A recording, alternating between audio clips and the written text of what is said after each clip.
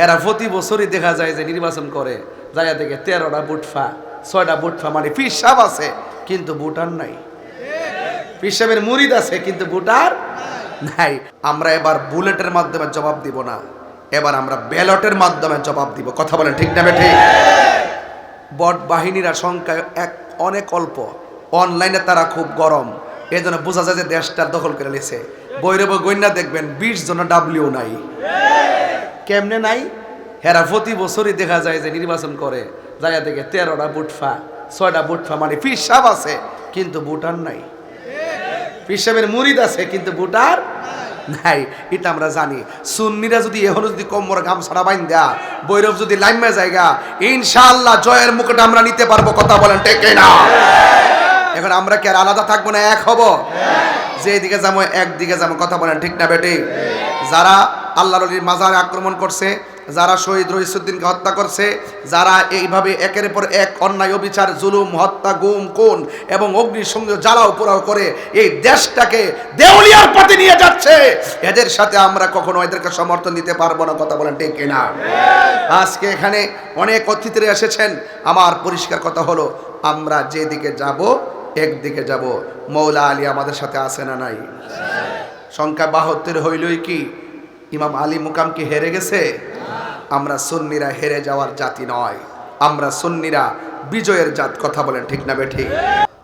হযরতে উম্মে সালমা রাদিয়াল্লাহু তাআলা আনহা তিনি বলতেছেন, আল্লাহর কসম করে বলি, রাসূল করিম সাল্লাল্লাহু আলাইহি সাল্লাম যখন শেষ সময় চলে গেছে, দুনিয়ার থেকে শরীয়তের পর্দার আড়াল হয়ে যাবে, ওই সময় আমার নবীজির খুব কাছাকাছি ছিলেন যিনি, তিনি হলেন হযরতে মৌলা আলী। সুবহানাল্লাহ জোরে বলেন। উম্মে সালমা বলেন, আমি একদিন দরজার কাছে গেলাম, দরজার কাছে গিয়ে চুপি চুপি তাকিয়ে দেখলাম নবীর পাশে হযরতে আলী রাদিয়াল্লাহু তাআলা আনহু বসে আছেন। সুবহানাল্লাহ। এবং আমার নবীজি আলী রাদিয়াল্লাহু তাআলা আনহুকে বুকের সঙ্গে মিলালেন, নবীর জবান মোবারকটা মৌলা আলীর কান মোবারকের কাছে লাগালেন।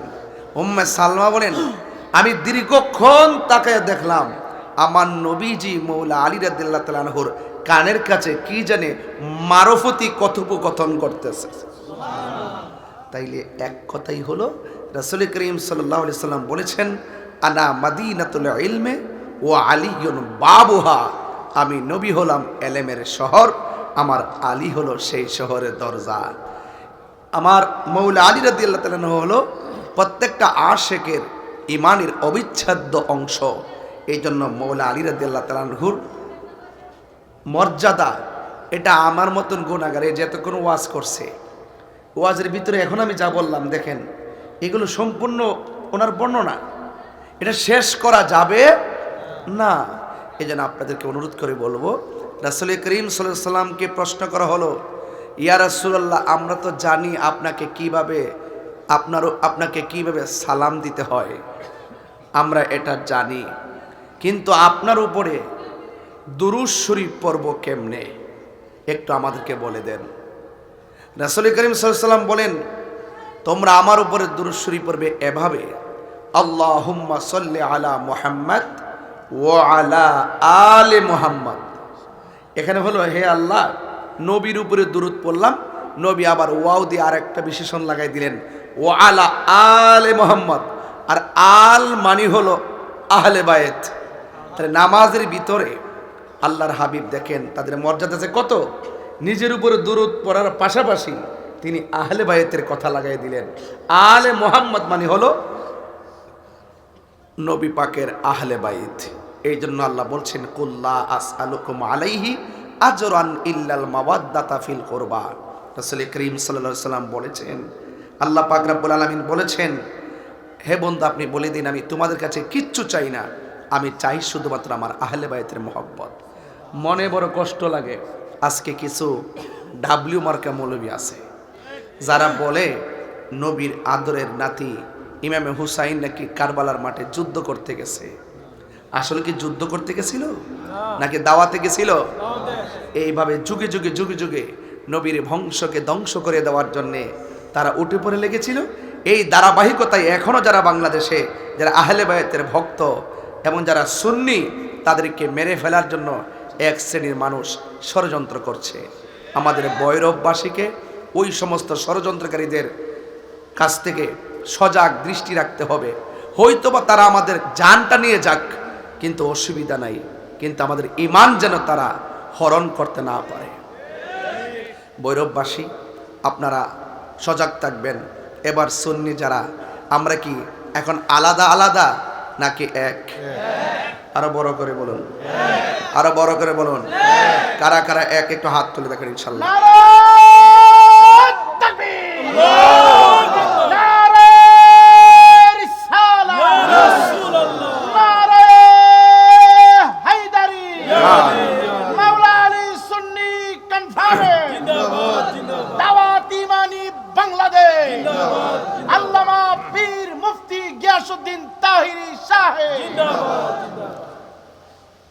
আমাদেরকে সজাগ থাকতে হবে।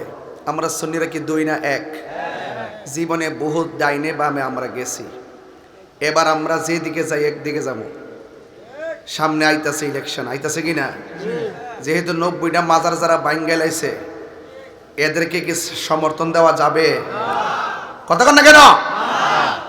যারা প্রকাশ্যে আমাদের রইসউদ্দিনকে প্রকাশ্যে মব ভায়োলেন্সে মিথ্যা অপবাদ দিয়ে মেরে ফেলেছে, শহীদ করে ফেলেছে, এদের সাথে কি ওই সমস্ত খুনিদের সঙ্গে কি আমরা ঐক্যবদ্ধ হতে পারবো?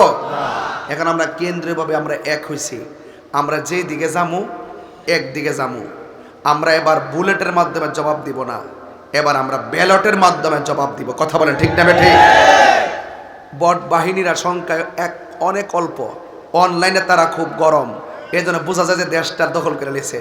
বৈরব গন্যা দেখবেন 20 জন ডাব্লিউ নাই। কেমনে নাই? হেরা প্রতি বছরই দেখা যায় যে নির্বাচন করে, জায়গা থেকে 13টা বুটফা 6টা বুটফা, মানে পীর সাহেব আছে কিন্তু ভোটার নাই।